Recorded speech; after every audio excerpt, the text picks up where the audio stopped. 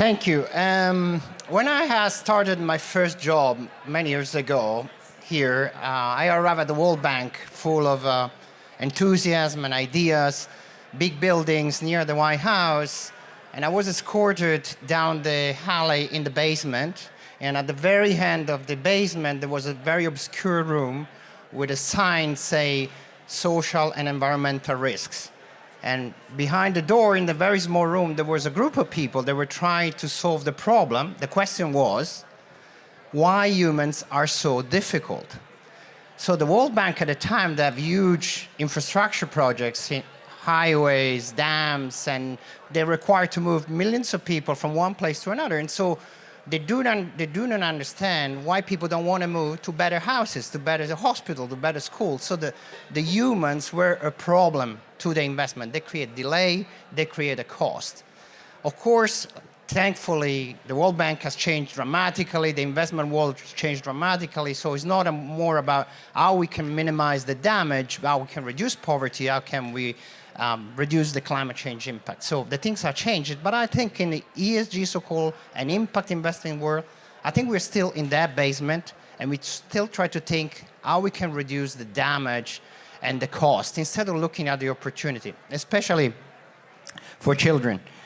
And I have this countless conversation with investors and fund managers, and they all tell me, look, the market doesn't demand a product for children. There is not enough demand for children-focused investment.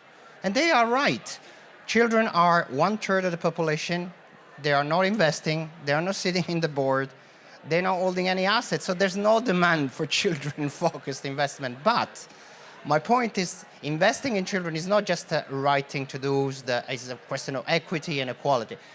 It's a great opportunity that only the market can solve. And I tend to disagree slightly, if I can, with Bill Gates on the fact that it's all about generosity of the government. So of course, generosity of the government is very important, but for the scale, the speed, and the size of the problems we have, generosity of the government and philanthropy will never do what the market can do.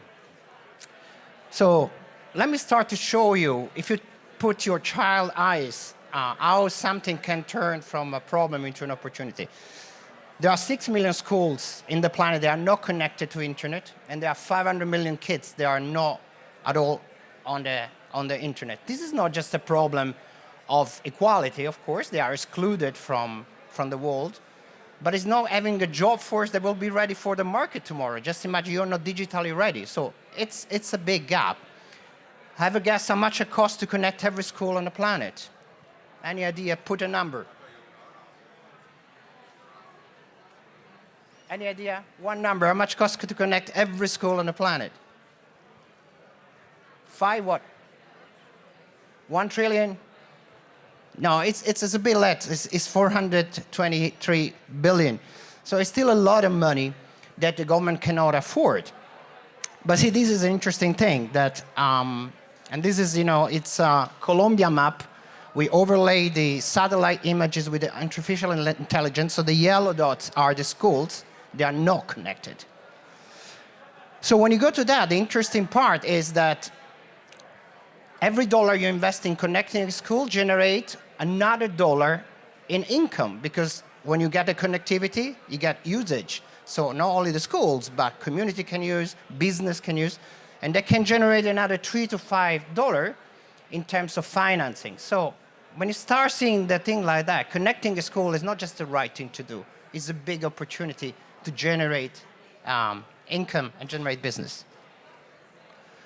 We don't know the next variant of COVID, of course, but we know one thing that we can eliminate that is not COVID, but it's polio. And we can eliminate with this simple thing. There are just 2 countries where polio is endemic, which is Afghanistan and Pakistan. And we can do it if we're going to get only $6 billion by the end of these years. If we get $6 billion, humanity can get rid of polio. But who is going to pay for that with the climate that we are in? So can we get the investors front-load a part of this money and then take the risk to lose the money if we don't reach the elimination target, or be rewarded if we do? So we're working with the Gates to create a mechanism in which some of the investors can front load some of the $6 billion, get rewarded if we reach some of this target, or take the hit and lose the money. UNICEF spent hundreds of millions of dollars to bring water in the refugee camps. People escaping not only from Ukraine, but from Yemen, Afghanistan, and Syria. In these cities, like Zaatari in Lebanon, they're hosting thousands of people. Bringing waters into these camps is expensive, is inefficient, and is not very good for the environment. So with $10 million, we can build solar power, water pump, and saving $30 million and do a better impact for people. What's the problem?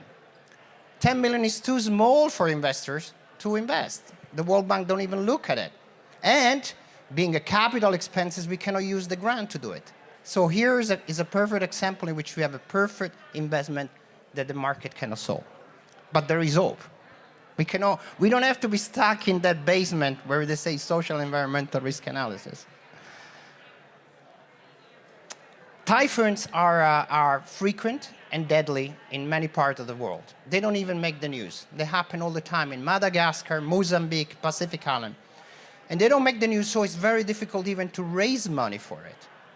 But they have a big impact on children. So we did the first parametric insurance that basically combined the wind speed that is calculated by the sensor over the children population. So when the wind speed exceeds a certain velocity over child population in the territory, the insurance will pay for that cost. The interesting part, we call it today and tomorrow, because of the $10, $5 will go to the today part to buy pre-positioning and prepare people to the emergency. For instance, we teach kids to swim when a typhoon arrives. And $5, we're going to pay the premium so that we'll unlock $100 million when the typhoon arrives. Here again, the market takes a risk, takes some reward, bigger impact. And then takes money to raise money, to not be dependent from the philanthropy, from the foundation, from the government. So here, last year, with the World Bank and the Citibank, we issued the first bond, $100 million, that's been subscribed by investors in Japan, in US, private investor, public investor. $100 million will go to UNICEF to raise money in emerging markets, Thailand, Indonesia, Uruguay, Argentina. What is the nice thing? It's a no-recourse bond. So the investors take the risk that UNICEF cannot raise that money and lose the money. But as of the first year, we raised already $170 million. So we raised more than the bond. So we met the obligation to pay, no risk of default. And we plan to raise more than 4 to 5 times with this. Another example, the market can solve a problem, can take a risk and take a reward. Something that philanthropy and government cannot do. So Mahatma Gandhi said, it's not capital that is evil, it's the use of capital that is wrong.